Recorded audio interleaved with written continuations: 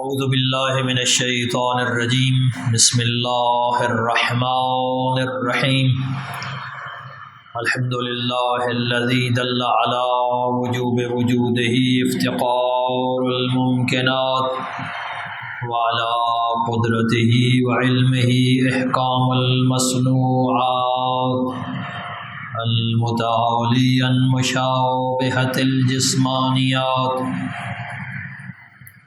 المنزہ بجلالہ عن مناسبۃ الناقصات نحمدہ حمدا یملأ اقطار الارض والسماوات والصلاة والسلام علی نبیہ صاحب الآیات والبینات سیدنا و مولانا ابی القاسم محمد اللہم صلی علی محمد وعلى آلہ الہادین من الشبہ والزلات الذین اذهب اللہ عنہم الرجس وطہرہم تطہیرا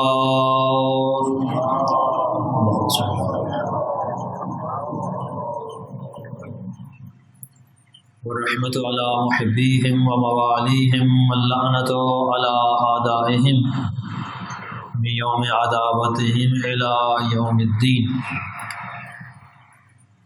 اما بعد فقد قال رسول اللہ صلی اللہ علیہ وآلہ وسلم حسین منی معنا من حسین احب اللہ من احب حسینا. صلوات پڑھ لیجیے.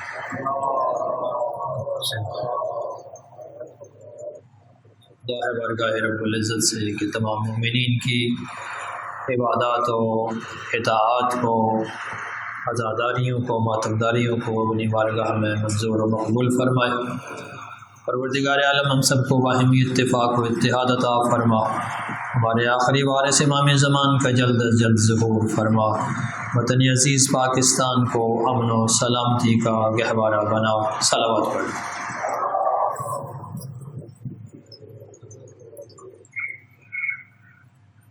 محرم کا مہینہ اس عظیم الشان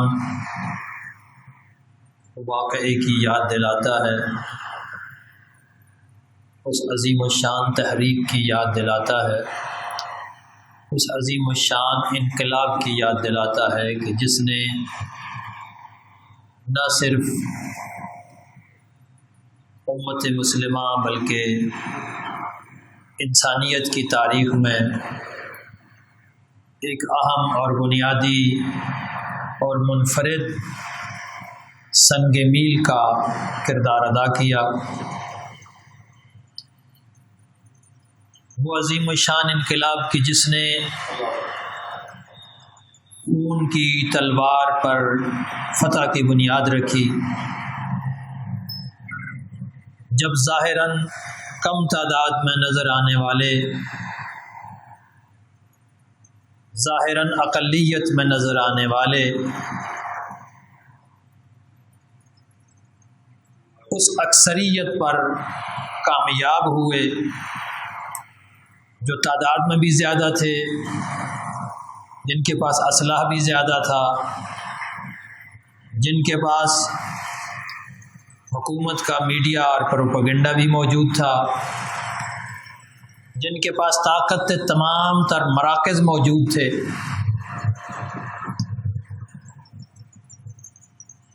بیان کی طاقت بھی ان کے پاس تھی، کلام کی طاقت بھی ان کے پاس تھی،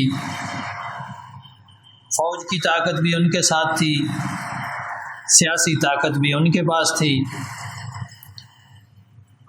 مذہبی اقتدار بھی ان کے پاس تھا، اور اہل مذہب سے فتویٰ لینے کی طاقت بھی رکھتے تھے. لیکن تاریخ نے ایک حیران کن یہ منظر دیکھا کہ جن کے پاس نہ حکومت، نہ طاقت، نہ ہی ان کے پاس کوئی میڈیا، نہ ہی ان کے پاس پروپیگنڈا کی کوئی فیکٹری، کوئی مشین، ظاہراً کم تعداد میں نظر آنے والے وہ اس طرح اس اکثریت پر کامیاب ہوئے کہ ہمیشہ کے لیے رہتی دنیا تک کے لیے تاریخ کا دہارا ہی بدل دیا، تاریخ کا رخ ہی بدل دیا۔ جہاں صورتحال یہ تھی کہ وقت کے حکمران اپنی مرضی سے لوگوں سے بیعت لے لیتے تھے، اور اس بیعت لینے کے بعد اپنی حکومت کو مذہبی جواز بھی فراہم کر لیتے تھے، اور طاقت اور اسلحہ اور فوج کی مدد سے مادی طاقت حاصل کر کے سیاسی جواز بھی حاصل کر لیتے تھے۔ اور جہاں اگر کسی کو بیعت سے انکار ہوتا تھا تو وہ یا تو بیعت کرنے پہ مجبور ہو جاتا آخر کار، یا پھر وہ کسی گوشہ و کنار میں کسی کونے خدرے میں کہیں سر جھپا کے چھپ کے رہنے پہ مجبور ہو جاتا، کہ غیر معروف زندگی گزارنے پہ مجبور ہو جاتا، کہ ایسے لوگوں کی بیعت پھر اہمیت کی حامل بھی نہیں ہوتی تھی۔ یہی صورتحال دین کی شکل اختیار کر جانی تھی، یہی صورتحال ہمیشہ کے لیے لوگوں کے ہاتھ میں ایک جواز آ جاتا، وقت کے حکمرانوں کے ہاتھ میں، کہ طاقت کے ذریعے سے بیعت لی جا سکتی ہے۔ اس جبری بیعت کے مقابلے میں یہ سید الشہداء حسین ابن علی اور آپ کے اصحاب تھے کہ جنہوں نے اس جبری طاقت کا انکار کیا، اس جبری بیعت سے انکار کیا، اور ایسا انکار کیا کہ جو رہتی دنیا تک کے لیے ایک نمونہ عمل بن گیا۔ آنے والی صدیوں میں بھی لوگوں نے اس کو مثال بنا کر پیش کیا۔ اہل سنت کے بڑے بڑے علماء، امام احمد ابن حنبل، امام ابو حنیفہ، بنو عباس کے دور میں انہوں نے جب جبری بیعت کے عدم جواز کا فتویٰ دیا تو ان کے سامنے بھی کربلا کی مثال ہی تھی، ان کے سامنے بھی سید الشہداء کی مثال ہی تھی، کہ اگر یہ مثال نہ ہوتی تو پھر کسی کے پاس اتنا حوصلہ نہ ہوتا، کسی کے پاس اتنی ہمت نہ ہوتی کہ وہ جبر کی طاقت کو للکار سکے، وہ قوت کو للکار سکے۔ یہ حسین ابن علی اور ان کے اصحاب کا، شہداء کربلا کا ہی حوصلہ تھا، ان کی ہی ہمت تھی کہ جنہوں نے ایک ایسی مثال قائم کر دی کہ آج اگر غیر مسلم بھی اس واقعے کو سنتے ہیں تو یہ کہنے پہ مجبور ہو جاتے ہیں کہ وہ تعداد میں کم ضرور تھے، خون ان کا بہایا ضرور گیا، لیکن یہ خون ایسا خون تھا کہ جس نے تلوار پر ہمیشہ ہمیشہ کے لیے فتح حاصل کر لی، جس نے ہمیشہ ہمیشہ کے لیے تلوار کو ناکامی کی علامت بنا دیا، اور کامیابی کی علامت جو ہے وہ خون شہداء کربلا قرار پایا۔ وہ خون کیسا خون تھا کہ جس خون نے تلوار کو شکست دی، جس خون نے جبر کو شکست دی، جس خون نے جبر کی قوت کو پامال کیا، جس خون نے اپنے وقت کے قوی ترین حکمران کو للکارا کہ جن کی حکومت، جن کی طاقت دنیا کے ایک تہائی حصے پہ اس وقت موجود تھی، ایک وسیع سلطنت ان کے ماتحت تھی، لیکن یہ 72 شہداء تھے کہ جنہوں نے اس کو للکارا، اور اس انداز سے للکارا کہ ان کی طاقت کو ہمیشہ ہمیشہ کے لیے یہ ایک علامت بنا دی کہ جب بھی دنیا میں کہیں بھی حق کے لیے لوگ کھڑے ہوں گے، طاقت کے مقابلے میں کھڑے ہوں گے، جبر کے مقابلے میں کھڑے ہوں گے، تو وہ مثال دیں گے تو کربلا کی مثال دیں گے، وہ یاد کریں گے تو کربلا کو یاد کریں گے۔ آج دنیا میں کہیں بھی لوگ طاقت کے اور جبر کے مقابلے پہ کھڑے ہوتے ہیں تو چاہے ان کا تعلق اسلام سے ہو یا نہ ہو، چاہے وہ مذہب کو قبول کرتے ہوں یا نہ کرتے ہوں، لیکن اس عظیم الشان انقلاب کی مثال ضرور دیتے ہیں کہ جس نے انسانیت کی تاریخ کا دہارا ہی بدل کر رکھ دیا۔ تو یہ کیسا خون تھا، کیسی عظمت والی یہ ہستی تھی، اس کو تھوڑا سا سمجھنے کے لیے ہم امام جعفر صادق علیہ الصلوۃ والسلام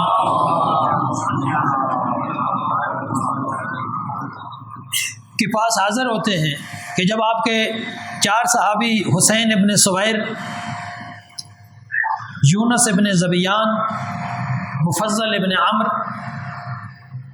اور ابو سلمہ سراج، یہ 4 صحابی امام کی خدمت میں حاضر ہوئے۔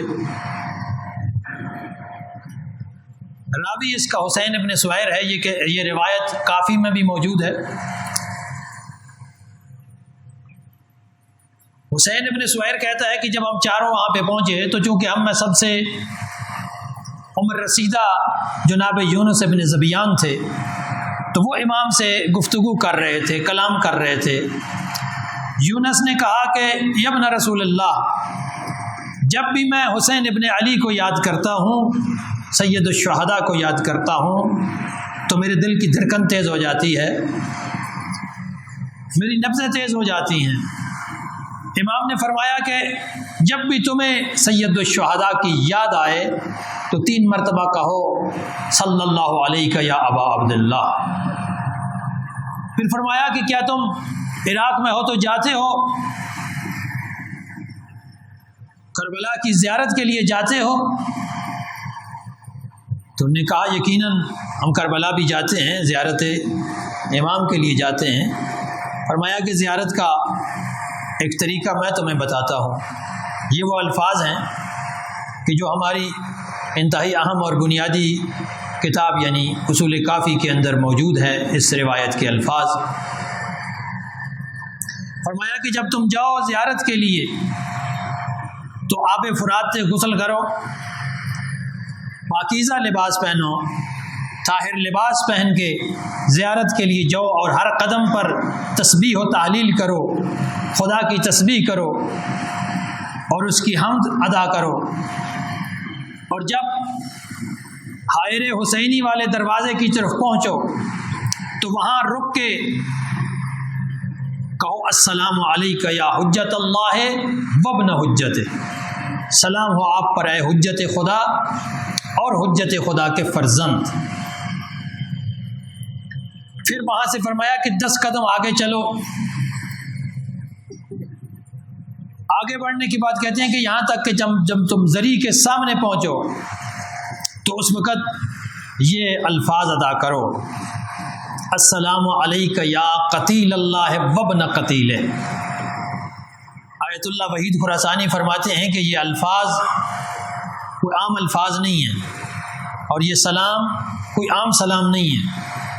ایک سلام جو پہلے ادا کیا السلام علیک یا حجت اللہ وابن حجت، یہ سلام تمام ائمہ کے لیے ہے، لیکن جب اس مقام پر پہنچتے ہیں تو یہ ایک مخصوص سلام ہے، السلام علیک یا قتیل اللہ وابن قتیل، اے قتیل خدا۔ اضافت یہاں پر نسبت دی ہے خدا کی طرف، السلام علیک یا قتیل اللہ وابن قتیل، والسلام علیک یا سار اللہ وابن سار، اے سارے خدا۔ یعنی یہ وہ منفرد اعزاز ہے کہ جو امام حسین ابن علی کو ہی حاصل ہے، کہ جن کے لیے کہا گیا کہ وہ خود بھی قتیل خدا ہیں اور ان کے والد بھی قتیل خدا ہیں، وہ خود بھی سارے خدا ہیں اور ان کے والد بھی سارے خدا ہیں۔ یہ سار کیا ہے؟ جب ہمیں سار کی سمجھ آئے گی تو پھر ہمیں سمجھ آئے گی کہ قتیل خدا کیوں کہا گیا، قتیل اللہ کیوں کہا گیا ہے۔ سار کہتے ہیں، عربوں کا ایک دستور تھا، قبائلی نظام تھا چونکہ، تو قبائلی نظام میں صورتحال یہ تھی کہ جب کسی ایک قبیلے کا کوئی ایک شخص، کوئی ایک فرد قتل ہو جاتا تھا تو قبیلے کے تمام افراد پر یہ واجب اور لازم سمجھا جاتا تھا کہ وہ اس کا انتقام لیں گے۔ قبیلے کا ہر فرد اس خون کے انتقام لینے کا ذمہ دار ہوتا تھا، اور جب تک اس کا انتقام نہیں لیا جاتا تھا کہتے تھے کہ اس کی روح بے چین رہتی ہے، اس بے چین روح کو سار کہتے تھے۔ یعنی وہ روح جس کے یا وہ خون جس کا ابھی تک انتقام نہیں لیا گیا. اب یہ عربوں کی روایت تھی، لیکن یہاں آ کر امام کی جب باری آتی ہے اور جب امام فرماتے ہیں تو یہاں کسی قبیلے کی بات نہیں ہے، کسی قوم کی بات نہیں ہے، کسی ذات کی بات نہیں ہے. فرمایا سار اللہ ہے، دو الفاظ ادا کیے، قتیل اللہ ہے و سار اللہ ہے. یہاں سار اللہ سے مراد یہ ہے کہ یہ وہ خون ہے کہ جس کا انتقام کسی قبیلے نے نہیں لینا، جس کا انتقام کسی قوم نے نہیں لینا، جس کا انتقام کسی فرد نے کسی شخص نے نہیں لینا. یہ وہ خون ہے کہ جس کا انتقام خود خداوند متعال نے لینا ہے.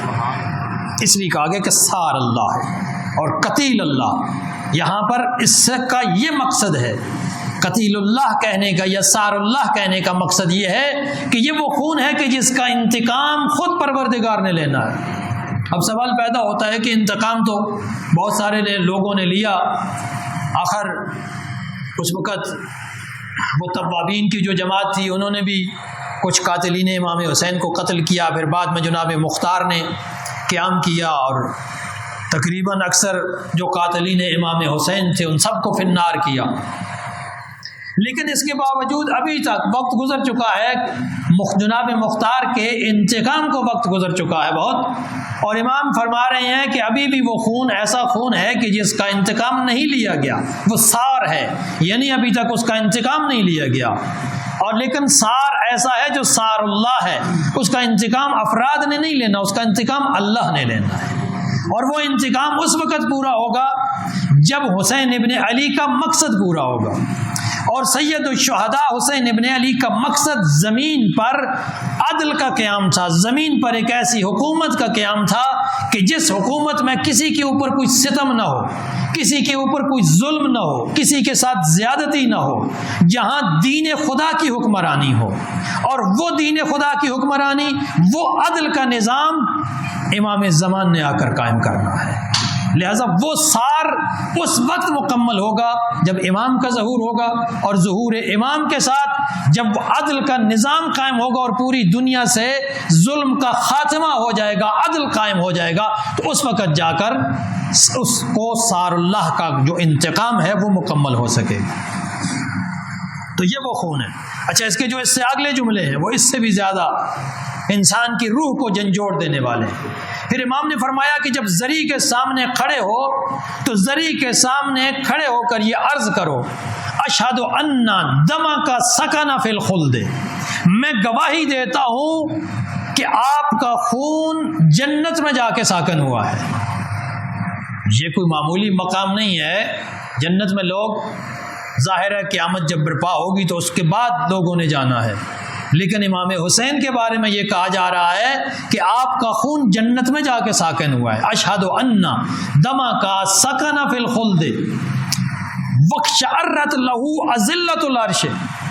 امام فرماتے ہیں کہ صرف ایسا نہیں، جب یہ خون عرش تک پہنچا، جنت میں پہنچا جب یہ خون، تو عرش کے تمام پائے لرز اٹھے. اب یہ ایک استعارہ ہے، سمجھانے کا ایک ذریعہ ہے. عرش کوئی مادی چیز یہاں پر بیان کرنا مقصد نہیں ہے، اور اس کی تشریح اگلے جملات میں ہوتی ہے.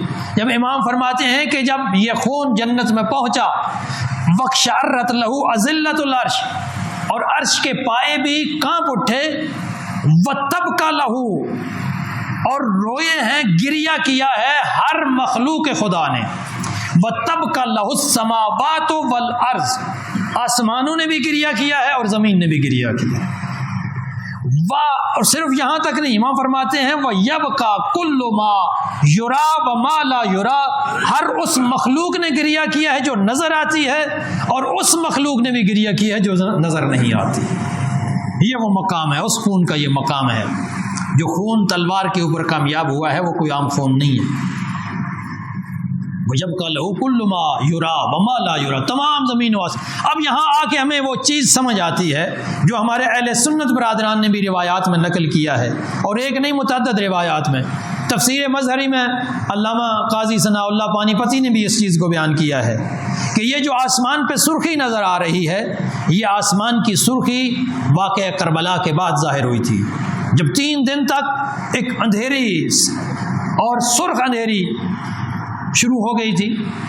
اور ہر طرف اس طرح کیفیت ہو گئی تھی کہ گویا آسمان گریا کر رہا ہے.